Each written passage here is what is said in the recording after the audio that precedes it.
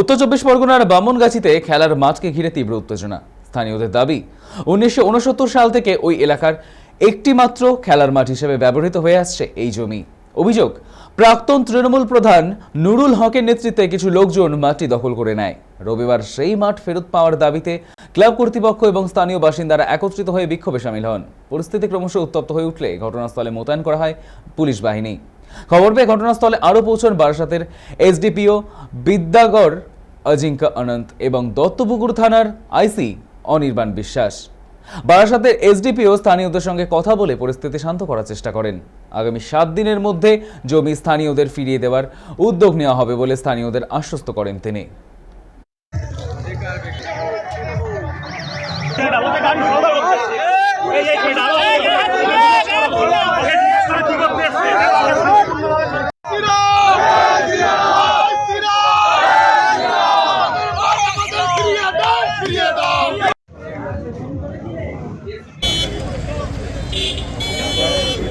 2017 সালে এখানে কিছু জেহাদি জঙ্গি নেতা লোকাল এমপির সাপোর্টে এটা আপনার ইয়াংস্টার ক্লাবের আপনার জমির মাঠ ছিল।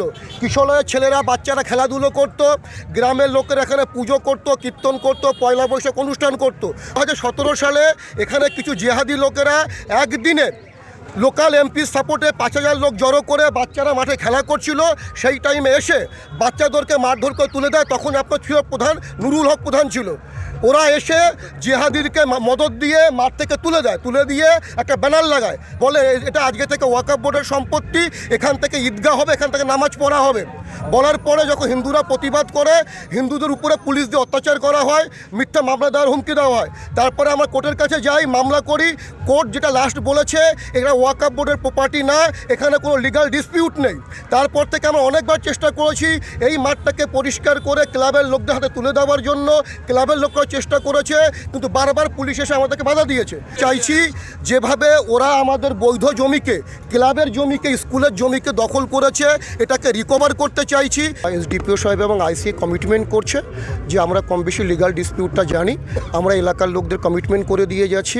আপনারা একটা অফিসিয়ালি আমাদের একটা নোটিশ করুন বা আপনার অ্যাপ্লিকেশন দিন, আপনাদের দাবিটা কী আছে বলুন। আমরা কমিটমেন্ট করে যাচ্ছি, 7 দিনের মধ্যে আপনাদের প্রবলেমটা আমরা সলভ করে দেবো। আমরা পরিষ্কার বলেছি, আমরা চাই মাঠটা পরিষ্কার করতে। ওরা বলল আমরা দাঁড়িয়ে থেকে আমরা বিডিও ডিএমকে সঙ্গে নিয়ে এসে দায়িত্ব নিয়ে আমরা 7 দিনের মধ্যে মাঠ আপনাদের পরিষ্কার করে দেবো। উনি কমিটমেন্ট করে গেছে, সঙ্গে একটা আপনার অ্যাপ্লিকেশন চেয়েছে, আমরা এটা রেডি করে ওনাকে জমা দেওয়ার চেষ্টা করছি। দাবি আমাদের এই খেলার মাঠটা আজকে কী পরিস্থিতি হয়ে রয়েছে, এখানে অমল দত্ত থেকে আরম্ভ করে হেন কোনো লোক ছিল না যে আসেনি এখানে খেলার পারপাসে আর কি। এখানে একটা বিরাট অশ্বত্থ গাছ ছিল, সেই সময় থেকে আরম্ভ করে এই খেলা।